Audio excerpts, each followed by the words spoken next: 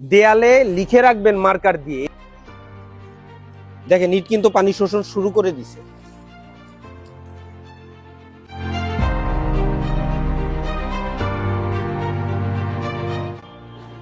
সুপ্রিয় দর্শক, আশা করি সবাই ভালো আছেন। প্রজেক্ট ভিজিটে এসে দেখি প্রচন্ড তাপমাত্রা আজকে। আমরা সমান পরিমাণ মালামাল ব্যবহার করে ইটের গাঁথুনিকে আরো 10 গুণ বেশি মজবুত চাইলেই কিন্তু করতে পারি, কিন্তু আমরা সেটা করি না। অনেক জায়গা থেকে কমপ্লেন আসে যে বাড়ি নির্মাণ করছি 5 বছর হয়ে গেছে বা 7 বছর হয়েছে মাত্র, এখনই বাড়ির দেয়াল একদম ফেটে চৌচির অবস্থা হয়ে গেছে। হ্যাঁ, এটা কিন্তু হচ্ছে। বিশেষ করে এই ভিডিওটি তাদের জন্য যারা নিচতলা বাড়ি নির্মাণ করতেছেন ব্রিক ফাউন্ডেশনের ওপরে এবং ওপরে ছাদ দিচ্ছেন। যদি সহজ কথায় বলি যে ভবনে কোনো কলাম নাই, ইটের গাঁথুনি দিয়ে আপনারা দেয়াল তৈরি করে তার উপরে কি করতেছেন, ছাদ ঢালাই করতেছেন। তাহলে কি আপনার যে গাঁথুনি, এই গাঁথুনি অবশ্যই মজবুত হইতে হবে। যদি গাঁথুনি শক্তিশালী বা মজবুত না হয় তাহলে কি হবে, হয়তো বা সামান্য কয়েক বছরের ভেতরেই আপনার গাঁথুনিতে ফাটল চলে আসবে। আপনারা যদি এই ধরনের কোনো বাড়ি দেখেন যে ব্রিক ফাউন্ডেশনের ওপরে ছাদ দেওয়া এবং 4-5 বছর হয়ে গেছে, আপনারা রুমের ভেতরে গিয়ে একটু দেখবেন।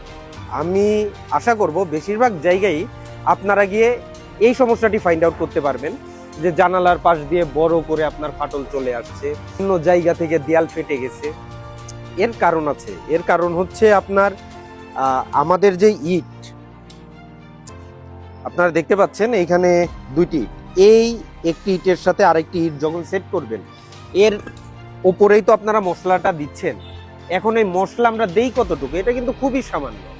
8 মিলিমিটার থেকে 10 মিলিমিটার পর্যন্ত আমরা কি করি, এই জায়গায় মশলা দিয়ে তার উপরে আমরা কি করতেছি, আরেকটি ইট দিয়ে দিচ্ছি।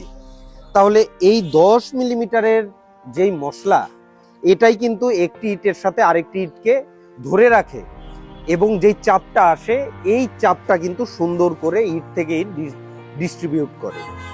তাহলে এই জয়েন্টের 10 মিলিমিটারের যে মশলাটা থাকে, এই মশলা যদি কোনোভাবে দুর্বল হয়ে যায় তাহলে কি হবে, আপনার ইটের যেই গাঁথুনি, এইটা কিন্তু অত্যাধিক পরিমাণে দুর্বল হয়ে যাওয়ার একটা সম্ভাবনা থাকে। অনেক জায়গায় আপনি দেখবেন গাঁথুনি করছে, গাঁথুনি শেষ করার পরে 1 থেকে 1.5 মাস হয়েছে প্লাস্টার করে নাই, আপনি ওয়ালে হাত দিচ্ছেন ভুলবশত, ওয়াল পাশ থেকে ধসে পড়ছে। এরকম কিন্তু হচ্ছে। এর কারণ কি? এর কারণ হচ্ছে ইটের যেই বন্ডিংটা, এই বন্ডিংটা একটা ইটের সাথে আর একটা ইট হচ্ছে না। আপনাদেরকে আজকে আমি প্র্যাকটিক্যাল দেখাবো। আমরা গাঁথুনির কাজ করতে গিয়ে সব থেকে বড় যেই ভুল কাজটা করি, সেটা হচ্ছে ইট কিনে নিয়ে আসলাম, এইবার কোনো কিছু করা নাই, খুব দ্রুততম সময়ে আমি ইটের গাঁথুনি করা শুরু করে দিলাম।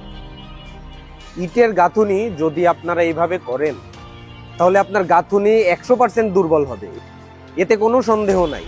অনেকেই আসলে বলতে পারেন যে ইট পানি শোষণ করে, আর করলে হয়তো বা সামান্য, তাতে কি কোনো কিছু আসে যায়? আপনারা একটু প্র্যাকটিক্যাল দেখেন, কাছ থেকে দেখান একটু। দেখেন ইট কিন্তু পানি শোষণ শুরু করে দিছে। বুদবুদ গুলো দেখেন।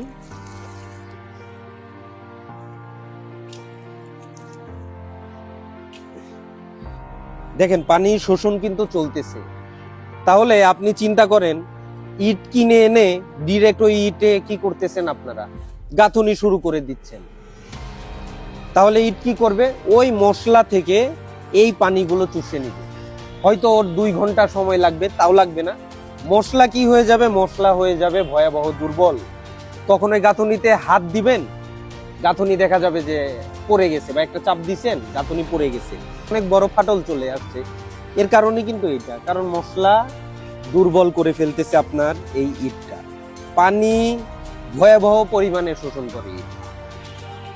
এখন তাহলে পরিত্রাণের উপায় কি? পরিত্রাণের উপায় অবশ্যই আছে।